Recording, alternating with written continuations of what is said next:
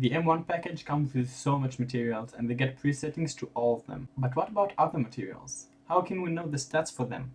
We test it. I created a grid map for power and speed settings so we can try them all. Well, not all of them, but the important part. If you want this grid, because it took me a lot of time to create it, go to my Patreon and you can have it for free. No need to subscribe or pay anything. I also put a lot of short videos about stats I found out, like how to engrave on jeans in a cool way. So if you want to see them, subscribe to the channel. Now we can start engraving, but we don't want to go and start right away. We don't want to start a fire, do we?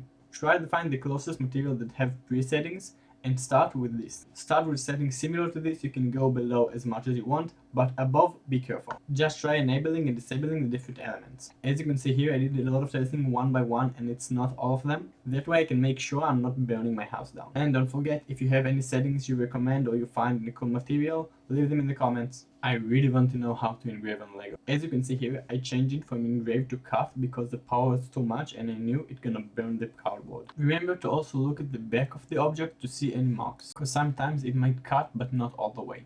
So you can just use a bit of force to get things out. I hope this video helped you, and if you need any other thing, leave this in the comments.